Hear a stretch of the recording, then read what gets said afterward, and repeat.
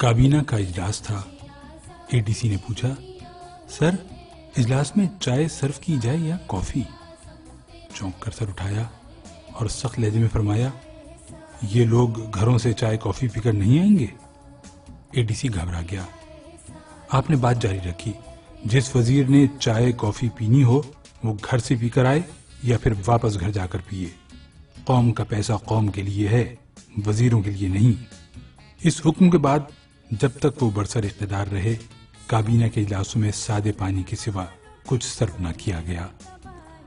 Governor general house کے لیے 38.5 روپے کا سامان خریدا گیا۔ آپ نے حساب منگوا لیا۔ کچھ چیزیں محترمہ فاطمہ جناح نے منگوائی تھیں۔ حکم دیا یہ پیسے ان کے اکاؤنٹ سے کاٹے جائیں۔ 2-3 چیزیں ان کے ذاتی استعمال کے لیے تھیں۔ فرمایا یہ پیسے میرے اکاؤنٹ سے لے لیے جائیں۔ باقی چیزیں گورنر جنرل ہاؤس کے لیے تھیں۔ فرمایا ٹھیک ہے، یہ رقم سرکاری خزانے سے ادا کر دی جائے، لیکن آئندہ احتیاط کی جائے۔ برطانوی بادشاہ کا بھائی ڈیوک آف گلوسٹر پاکستان کے دورے پر آ رہا تھا۔ برطانوی سفیر نے درخواست کی، آپ اسے ایئرپورٹ پر خوش آمدید کہہ دیں۔ ہنس کر کہا، میں تیار ہوں، لیکن جب میرا بھائی لندن جائے گا تو پھر برٹش کنگ کو بھی اس کے استقبال کے لیے ایئرپورٹ آنا پڑے گا۔ ایک روز اے ڈی سی نے ایک وزٹنگ کارڈ سامنے رکھا۔ آپ نے کارڈ پھاڑ کر پھینک دیا اور فرمایا، اسے کہو آئندہ مجھے شکل نہ دکھائے۔ یہ شخص آپ کا بھائی تھا اور اس کا قصور صرف اتنا تھا کہ اس نے اپنے کارڈ پر نام کے نیچے brother of Quaid Azam Muhammad Ali Jinnah governor general Pakistan لکھوا دیا تھا۔ زیارت میں سردی پڑ رہی تھی۔ کرنل الہی بخش نے نئے موزے پیش کر دیے۔ دیکھے تو بہت پسند فرمائے۔ ریٹ پوچھا، بتایا 2 روپے۔ گھبرا کر بولے، کرنل یہ تو بہت مہنگے ہیں۔ عرض کیا، سر یہ آپ کے اکاؤنٹ سے خریدے گئے ہیں۔ فرمایا میرا اکاؤنٹ بھی تو قوم کی امانت ہے، ایک غریب ملک کے سربراہ کو اتنا عیاش نہیں ہونا چاہیے۔ موزے لپیٹے اور کرنل الہی بخش کو واپس کرنے کا حکم دے دیا۔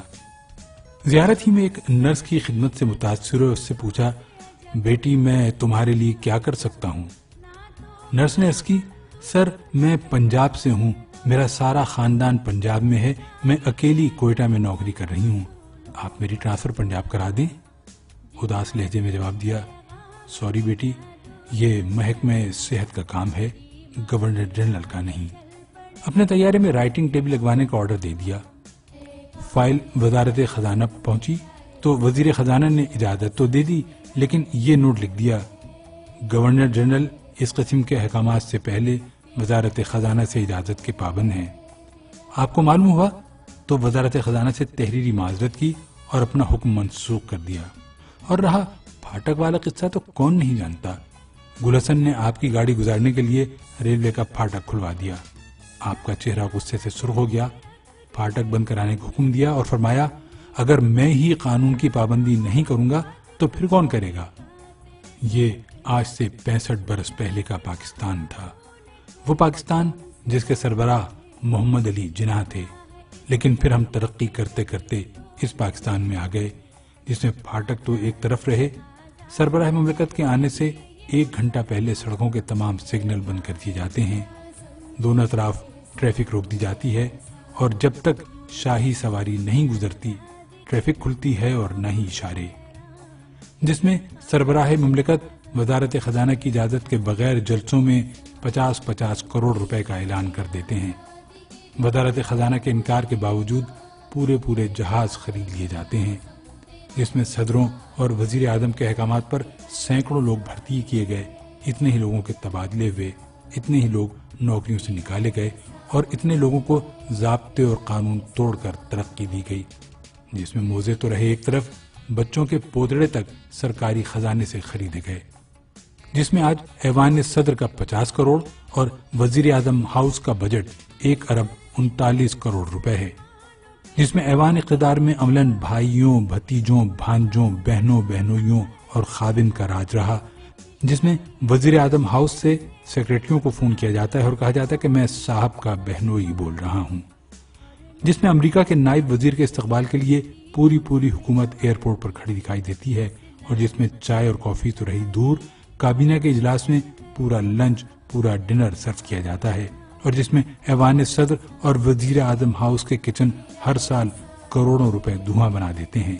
یہ پاکستان کی وہ ترقی یافتہ شکل ہے جس میں اس وقت 18 کروڑ غریب لوگ رہ رہے ہیں۔ جب Quaid Azam governor general house سے نکلتے تھے تو ان کے ساتھ پولیس کی صرف ایک گاڑی ہوتی تھی۔ اس گاڑی میں صرف ایک انسپکٹر ہوتا تھا اور وہ بھی غیر مسلم تھا۔ اور یہ وہ وقت تھا جب گاندھی قتل ہو چکے تھے اور قائد اعظم کی جان کو سخت خطرہ تھا۔ قائد اعظم اس خطرے کے باوجود سیکیورٹی کے بغیر روز کھلی ہوا میں سیر کرتے تھے، لیکن آج کے پاکستان میں سربراہ مملکت ماڈرن بلٹ پروف گاڑیوں، ماہر سیکیورٹی گارڈز اور انتہائی تربیت یافتہ کمانڈوز کے بغیر 10 کلومیٹر کا فاصلہ طے نہیں کر سکتے۔ ہم اس ملک میں مساوات رائج نہیں کر سکے، ہم اسے ایک خوددار، باوقار اور ایماندار قیادت بھی نہیں دے سکے۔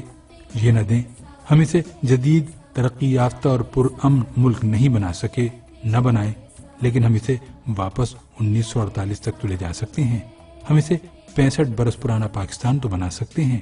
کوئی ہے جو ہم سے یہ ترقی، یہ خوشحالی اور یہ عروج لے لے اور ہمیں ہمارا پسماندہ، غریب اور غیر ترقی یافتہ پاکستان واپس کر دے، جو ہمیں قائد اعظم کا پاکستان واپس کر دے کہ اس ملک کے 18 کروڑ عوام کو 2012 کے بجائے 1948 کا پاکستان چاہیے۔